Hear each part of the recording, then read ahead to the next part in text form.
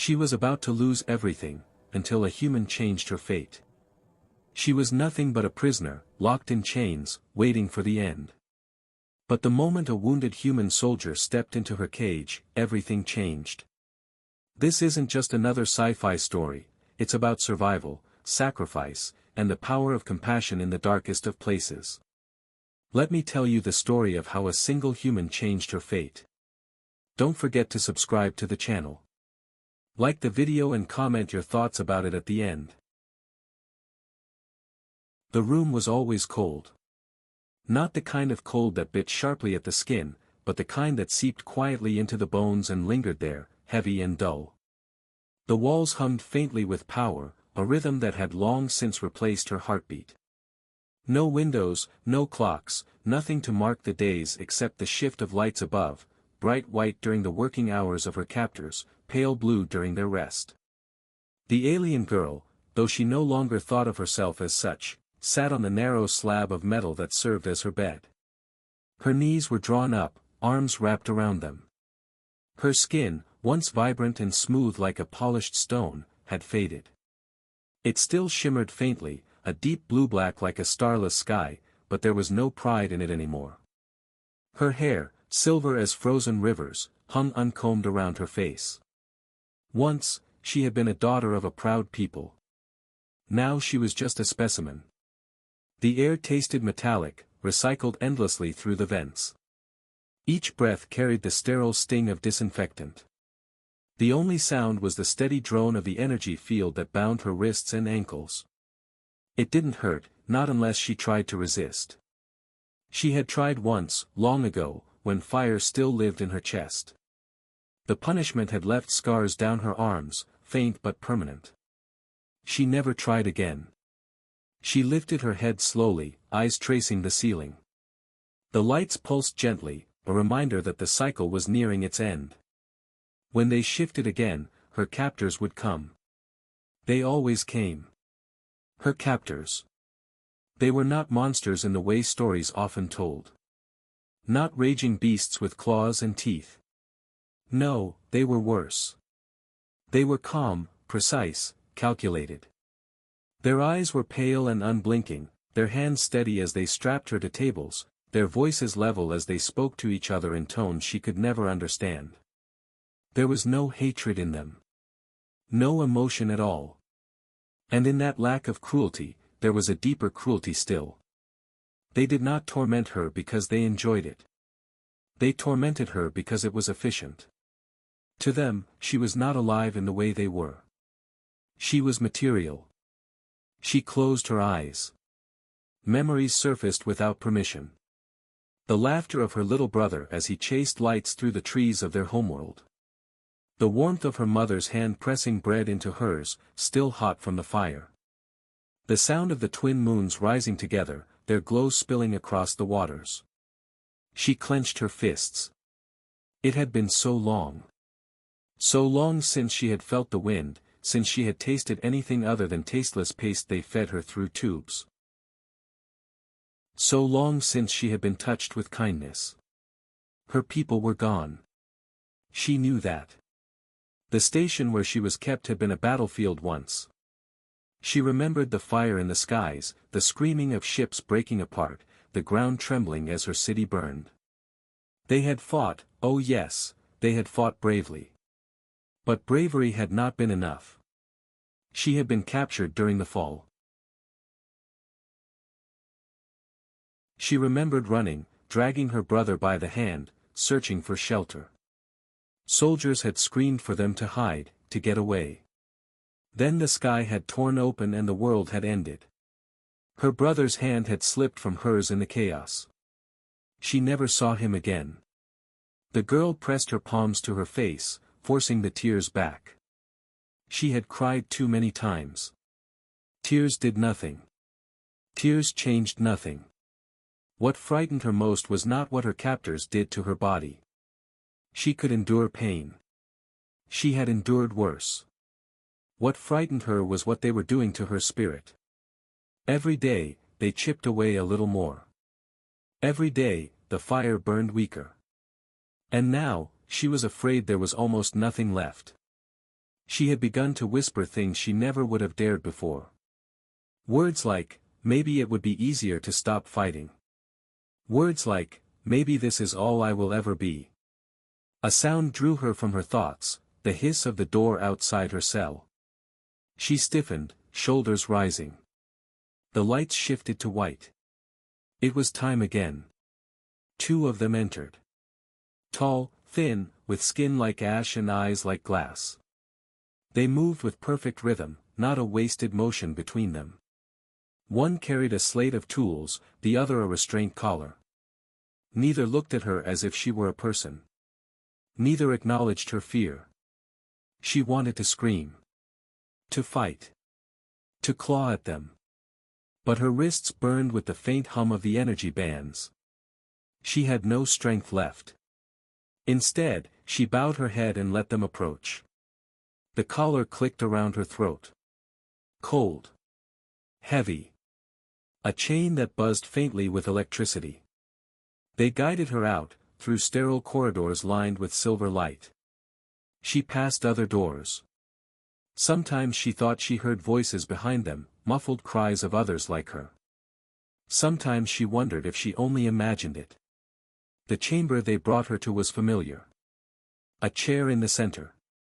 Straps that bit into her arms and legs. Machines humming with unreadable symbols. She lowered herself into the chair without being told.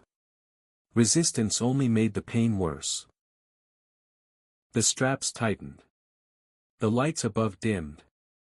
The glass-eyed captors moved with quiet precision. One murmured something in their alien tongue. The other prepared a needle, long and gleaming. The girl turned her head away. She stared at the wall, at the faint scratches etched into its surface, scratches she had made once, long ago, when she still had hope. Little marks, counting the days. They had filled one corner of the wall, then stopped. She couldn't remember when she had stopped marking them. Time had blurred into nothing. The needle pricked. A burn spread through her veins. She closed her eyes and tried to imagine something else. Anything else. She pictured her brother's laughter, the twin moons, the wind across the river. But even those memories were dim now, like faded cloth left too long in the sun. When it was done, they unstrapped her, returned her to the cell, and left. The door hissed shut. The silence returned. She sat on the slab again, her body aching, her spirit dim. Her hands trembled, but she didn't know if it was from pain or despair.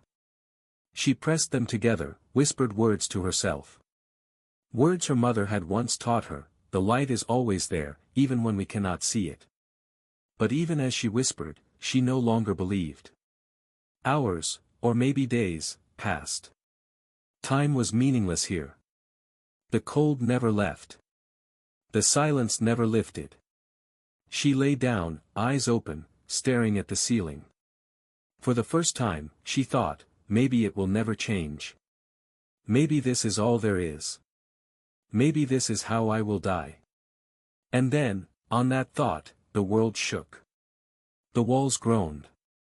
A low boom echoed through the station, rattling the slab beneath her. She sat up, startled. The lights flickered. For the first time in years, she felt something unexpected. Not despair. Not fear. But confusion. Another boom. Closer. The hum of the walls faltered, stuttered, then steadied again. Sirens blared, shrill and sudden, cutting through the silence like a knife. The girl froze.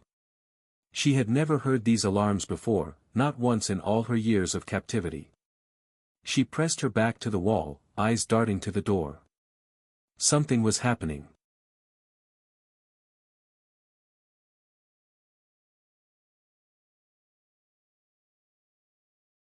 The alarms screamed. Harsh, metallic wails that seemed to come from everywhere at once. Red light strobed across the cell, turning the silver walls into sheets of blood. The girl pressed her back harder against the wall, her breath sharp and fast. The floor shook again, this time harder. Dust sifted down from the ceiling. Somewhere distant, an explosion cracked through the silence, followed by the faint tremor of failing machinery. The humming in the walls faltered, dimmed, then surged back. She didn't know what it meant. Her captors never faltered. Their order, their routines, their precision, it had never broken. Not in years. But now, something was different. The door to her cell hissed open. She gasped, shrinking back. Two of them entered, glass-eyed, ash-skinned, their faces as unreadable as ever. But there was a new edge to their movements. Faster. Harsher. They barked words to each other in their cold, clipped tongue. The one in front grabbed her by the arm and yanked her to her feet. She stumbled, but the grip was iron. They dragged her into the corridor. The sirens howled louder here, bouncing from wall to wall. She glanced around wildly. Lights flickered overhead, casting jagged shadows across the steel floor. The station was shaking. They moved her quickly, almost running. She realized, dimly, that for the first time her captors looked unsettled. They weren't calm. They weren't precise. Their movements had lost that perfect rhythm. Then the world tore open. A blast ripped through the far end of the corridor, flooding it with smoke and fire. The captors staggered, pulling her back. Through the haze came figures, shapes in armor, carrying weapons that spat fire. The sound was deafening. The girl screamed. She fell to the ground, dragging at the restraint chain still around her throat. Her captors raised their own weapons, returning fire in perfect, mechanical bursts. The air became chaos, shouts, the crack of energy beams, the metallic shriek of ricochets. And then she saw them. Humans. At least, she thought they were. Their forms were bulky in armor, their movements sharp but chaotic in a way so unlike her captors. They shouted to each other in rough voices, full of urgency, full of life. One of them broke through the smoke, closer, closer. She caught a glimpse of his face through a shattered visor. Brown eyes, fierce and wide, a smear of blood across his cheek. He looked like no one she had ever seen, and yet in that instant, he felt more alive than anyone she could remember. He fired, his weapon blazing, cutting down the captors with brutal efficiency. She covered her head with her hands, trembling, unsure if she was saved or simply caught in another storm. When the smoke cleared, only one human remained. The others had fallen, their bodies still among the debris. The last one stood swaying, his armor scorched, his rifle half empty. His chest rose and fell in ragged breaths. He looked at her. And she froze. His eyes met hers, and in that instant, she understood something, something she could not put into words. He was not like them. Not like her captors. His gaze was heavy with exhaustion, yes, but also with something else. A fire. A will. He took a slow step toward her. She flinched, pressing back against the wall, clutching the restraint chain like a lifeline. He stopped. For a moment, they stared at each other, caught in silence despite the chaos around them. Then he did something she did not expect. He reached down to his belt, pulled free a small silver pouch, and slid it across the floor to her. It skidded to a stop by her feet. She blinked, confused. Slowly, cautiously, she picked it up. A spout at the top. She squeezed it gently. Liquid dripped out, clear, shining. Water. Her lips parted. She hadn't tasted water like this in years. The paste they fed her was thick, tasteless, heavy. But this was clean.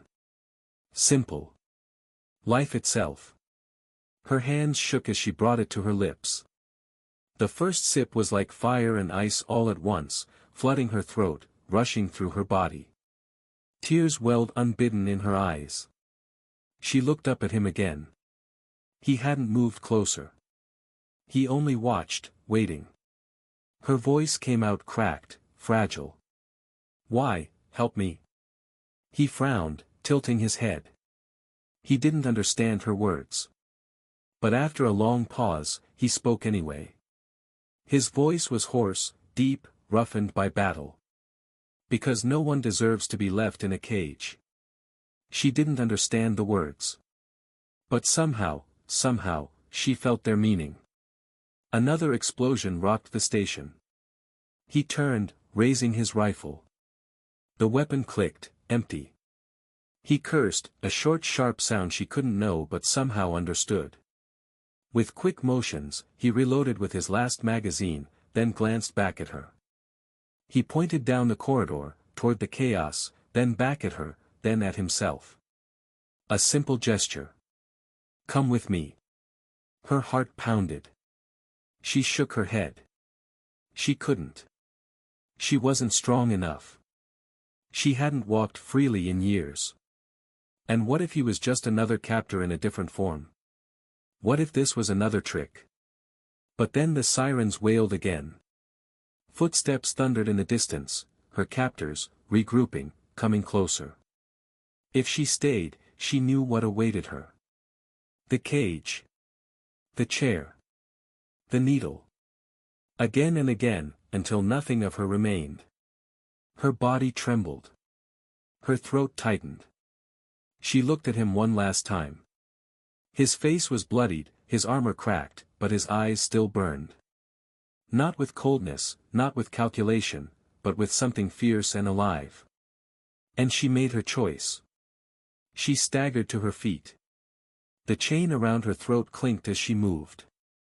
She stumbled once, twice, then found her balance. His hand shot out, not rough, not commanding, but steady, offering support. For a long moment she hesitated. Then, slowly, she let her hand fall into his. His grip was warm. Solid. Real. He nodded once, sharply, then pulled her with him. Together they ran into the smoke, into the chaos, into the unknown.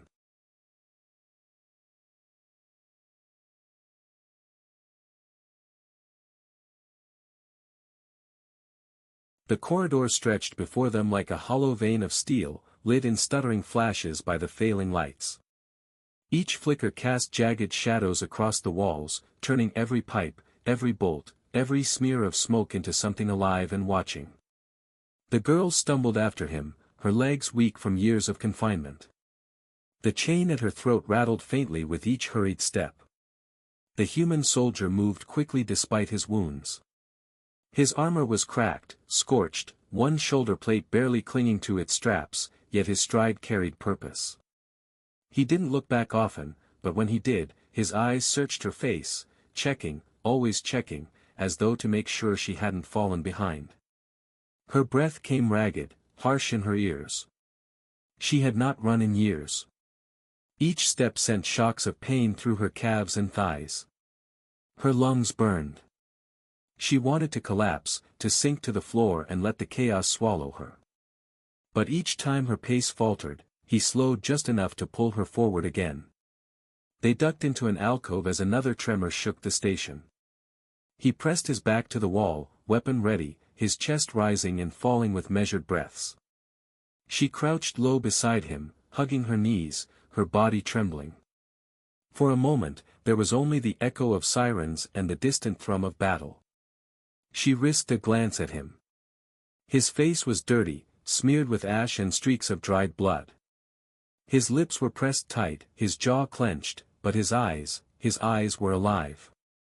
There was no glassy emptiness like her captors. No cold detachment. Only focus. Determination. And yet, she did not trust him. She couldn't. He was human, yes, but what did that mean? She had never seen a human before today. For all she knew, they were no different than the ones who had caged her. Perhaps this rescue was not rescue at all, but another kind of trap. Perhaps he would drag her to another prison, another set of walls, another chair with straps. Her voice cracked as she whispered, "Why? Why me?" He turned his head, confused. She swallowed hard, trying again in her own tongue. "Why save me? What do you want? He didn't understand her words. His brow furrowed. After a moment, he shook his head slightly, as if to say, I don't know what you're saying. Frustration welled in her chest. She slammed her palm against the wall weakly. Answer me, she hissed. The sound came out hoarse, almost broken. He frowned, watching her. Then he pointed at her chest, then at himself, then down the corridor. His meaning was clear enough. Come with me. Stay alive. But she shook her head violently. No. No more cages, she shouted, even though she knew he couldn't understand. No more chains. I won't follow another captor. Her voice broke, echoing faintly in the corridor. The soldier's eyes softened slightly. Slowly, he lowered his rifle, letting it rest against his leg. His free hand lifted, open, palm outward, a gesture of peace. He spoke, his voice low, steady, though she understood none of it. Still, something in his tone pierced through. Not command. Not cruelty. Something else. Her shoulders sagged. She pulled at the chain around her throat, grimacing. You don't understand, she whispered. I can't trust you. I can't. He stepped closer, cautiously, like one might approach a wounded animal. She pressed back against the wall, fear twisting inside her. But then he did something unexpected. He crouched slightly, brought his hand up, not to grab her, not to force her, but to offer it. A hand. Dirty, scarred, but steady. Waiting. She stared at it, breath shaking. Her mind screamed at her to resist. To run. To never trust again. But her heart remembered the water he had given her. That small kindness in a world of cruelty. That one act that had reminded her she was alive. Her hand lifted, trembling. For a moment it hovered above his. Then, with a breathless shiver, she let it fall into his palm. Warm. Solid. His grip tightened, not painfully, not possessively, but with strength. With assurance. For the first time in years, she felt something flicker inside her chest. Something she thought had died. Hope. Another explosion boomed nearby, shaking the walls. The soldier's expression hardened again. He released her hand and raised his weapon. His voice was sharp, urgent, as he gestured forward. This time, she didn't resist. They moved again, side by side. The chain rattled faintly with each step, but she hardly noticed anymore. Her focus was on the man beside her, the stranger who had appeared in fire and smoke, who had offered her water, who had reached for her hand instead of her chains. But still, doubt lingered. As they hurried through the corridors, she whispered under her breath, "If you betray me, I will never forgive you." She doubted he heard. She doubted he understood. But the words gave her strength all the same. They turned another corner and nearly collided with two of her captors. The soldier reacted instantly, firing short bursts. The captors fell, smoke rising from their bodies. The girl flinched, covering her ears, but when the noise faded, he was already pulling her onward. Step by step, choice by choice, she followed him deeper into the unknown.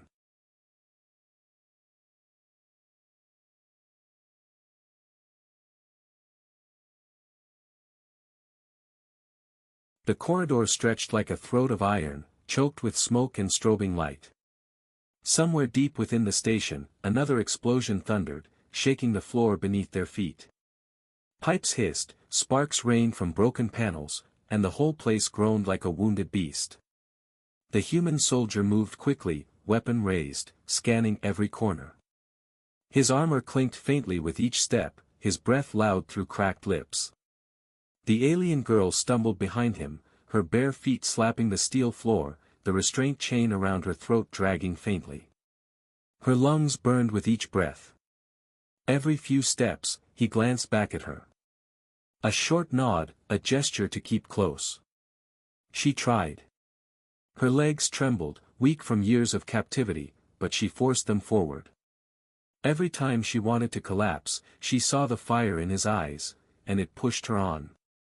They rounded a corner, and suddenly the air lit with bolts of plasma. Two of her captors waited there, weapons blazing. The soldier shoved her back against the wall, shielding her with his body. He fired in quick bursts, the recoil jolting through his battered armor. One captor fell, then the other. Smoke filled the corridor. The girl coughed, clutching the chain at her throat. He turned to her, eyes sharp, voice rough. "Move." She didn't understand the word, but his urgency was clear. They pushed on. The path forked ahead, one way lit faintly by flickering lights, the other shrouded in darkness. The soldier hesitated only a moment before choosing the dark. Better to risk shadows than open fire. The girl followed closely, but her fear clawed at her chest. Every sound in the darkness felt alive. The hiss of broken pipes. The groan of steel. The scuttle of unseen machinery. Her mind screamed of cages, of needles, of chains. She faltered, grabbing his arm. "I can't," she whispered, her voice trembling. "I can't do this." He turned, his face shadowed. For a moment, she thought he would drag her forward. But instead, he crouched slightly, bringing himself closer to her height. His hand touched his chest. Then he pointed at her. Then forward. His meaning was simple: "I'm going. With you. Forward." Her breath shuddered. She wanted to scream at him that she wasn't strong enough, that she was too broken. But when she looked into his eyes, she saw no hesitation. Only certainty. She forced her legs to move again. The darkness swallowed them. They crept forward in silence, their breaths the only sound. Once, something skittered across the ceiling above them, claws scraping the metal. The girl froze, clutching the soldier's arm. He raised his weapon, tracking the sound, but it faded into the distance. Minutes stretched like hours. Finally, faint light glimmered ahead. The corridor opened into a wide chamber filled with broken machinery. The air was thick with smoke. Fires flickered in the corners. They stepped cautiously inside, and the ambush came. 4 of her captors emerged from the shadows, weapons raised. The soldier cursed, dragging her behind a console as bolts scorched the floor. He fired back, his shots precise, but he was outnumbered. The girl crouched low, trembling. She had no weapon, no strength, nothing but fear. Her captors advanced, firing relentlessly. The console sparked under the assault. The soldier's rifle clicked empty. He cursed again, fumbling for another magazine. He had only one left. His eyes darted around, desperate. Then he saw it, a broken pipe leaking steam. He pulled a small device from his belt, tossed it at the base of the pipe, and fired. The device exploded, ripping the pipe open. Scalding steam erupted, filling the chamber in a white cloud. The captors staggered, blinded. The soldier grabbed her hand and pulled her through the haze. They ran, stumbling, coughing, until they burst into another corridor. The girl collapsed against the wall, clutching her chest. Her whole body shook. He crouched beside her, pressing a hand against her shoulder. His touch was steady, grounding. He spoke, words she couldn't understand, but his tone was firm, commanding, almost fatherly. She shook her head, whispering in her own tongue. "I can't do this. I can't fight them." He frowned, then reached into a pouch at his side. From it, he pulled a small metal object, something simple, battered. A knife. He placed it gently into her hands. She stared at it, horrified. She shook her head, trying to push it back at him. But he closed her fingers around the hilt, holding them there. His voice dropped, low and steady. "Survive." The word cut through, simple and sharp. She didn't understand the rest, but that one word, she knew it. She had heard it before, whispered by soldiers on her world as they fought to defend their homes. Survive. Her chest tightened. Slowly, she nodded. They moved again. This time, she stayed closer, her fingers brushing the knife hidden against her side. Each step was still agony, but something new had taken root inside her. Not strength, not yet. But the memory of it. The gauntlet stretched on. Corridor after corridor, fight after fight, explosion after explosion. Sometimes they ran, sometimes they hid, sometimes they fought. Once, they crawled through a narrow maintenance shaft, the heat pressing against their skin. Another time, they waded through waist-deep water in a broken coolant chamber, sparks dancing above. Each moment, she felt the edges of herself breaking, and each moment, he pulled her back. Sometimes with a hand, sometimes with a word, sometimes with nothing more than a glance that said, "Keep moving. Don't stop. Don't give up." And slowly, she began to believe. By the time they stumbled into a half-collapsed hangar, her body was covered in bruises, her throat raw from smoke, her legs trembling. But she was still moving. Still alive. The soldier dropped heavily against a wall, clutching his side where blood seeped through cracked armor. His breath was ragged.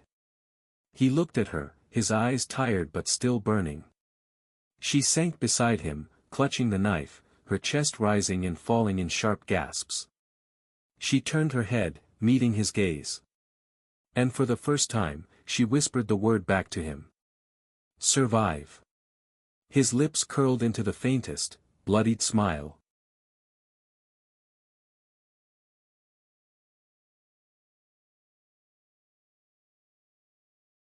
The hangar was a graveyard. Broken ships lay scattered across the wide chamber, their hulls torn open like carcasses. Fires smoldered in the corners, sending smoke curling up to the shattered ceiling. The floor was littered with twisted metal, spilled fuel, and the blackened remains of machines. The human soldier slumped heavily against a wall, his head bowed, one hand pressed hard against his side. Blood seeped through the cracks in his armor, spreading in a slow, dark stain. His breaths came shallow, ragged, each one sounding like it might be his last. The alien girl crouched beside him, trembling. Her own body was exhausted, bruised, scraped raw from crawling and running and stumbling. But she could still move. She could still breathe. She had survived. He had carried her through fire and smoke, through corridors of death. And now he was the one breaking. Her throat tightened. She reached out, hesitated, then touched his arm gently. "No, not now," she whispered in her own tongue. "You can't stop now." He opened his eyes, slow and heavy. For a moment, they looked dull, clouded by pain. But then they found her face, and some faint spark flickered back. He tried to speak, his voice a rasp. She couldn't understand the words, but the tone was clear enough, "Keep going. Leave me." She shook her head violently, tears stinging her eyes. "No. I won't leave you.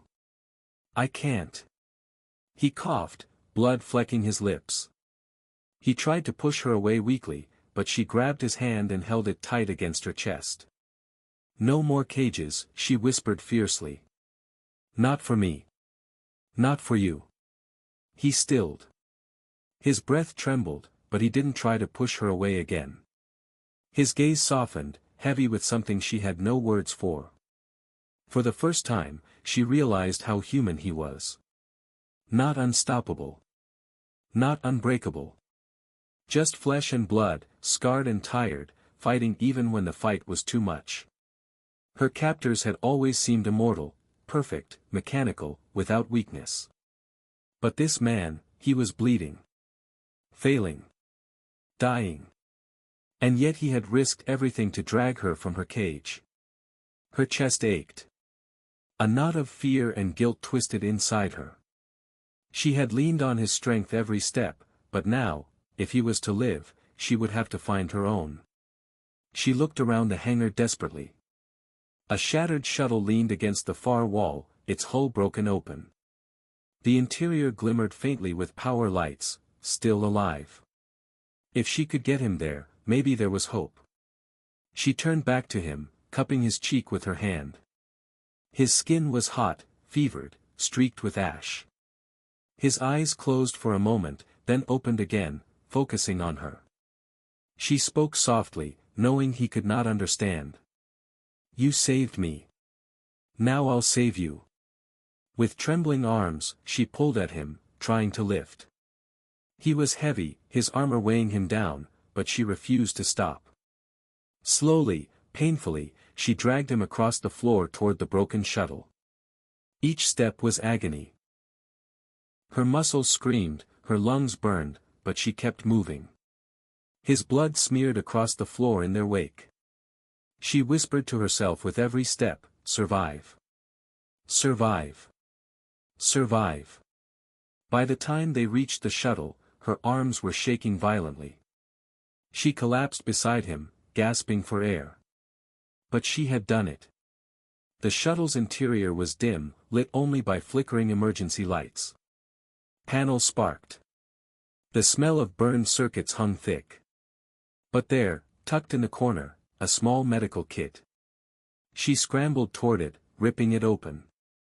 Strange instruments, vials, and cloths spilled out. She had no idea what half of it was. But one item she recognized, a roll of bandages. Her hands shook as she pressed cloth against his wound. He groaned faintly, his body tensing. She whispered hurriedly, "Shoo, stay with me. Please, just stay with me." She worked clumsily, wrapping his side as best she could. The bandages were tight, uneven, messy, but they slowed the bleeding. His breathing steadied slightly. Relief crashed over her like a wave. She sat back, wiping her sweaty forehead with the back of her hand. Her eyes stung with tears. For a long moment, there was silence. Only the faint hum of the shuttle and the distant echo of battle in the station. Then his hand lifted slowly, weakly, and touched hers. She froze. His fingers curled around her wrist, gentle but firm. His lips moved, forming words she didn't know. But his tone said everything. "Thank you." Her chest tightened painfully. Tears slipped down her cheeks, hot and unbidden. She nodded quickly, whispering, "We're not done. We'll make it. Together." He managed a faint smile. But even as hope flickered, fear loomed. The station groaned around them. Distant footsteps echoed faintly, growing nearer. Their captors would not stop. They would hunt. They would find. The girl wiped her tears with a trembling hand. She picked up the knife he had given her, gripping it tightly.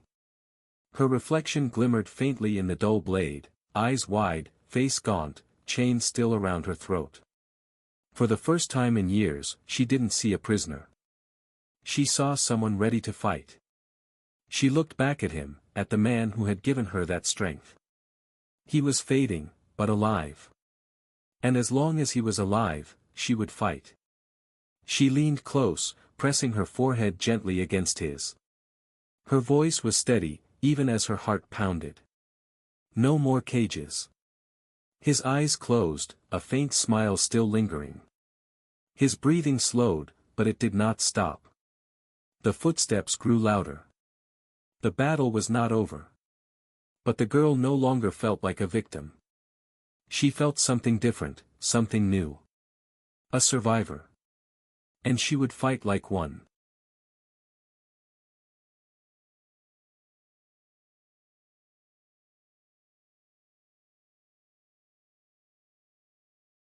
The footsteps drew nearer.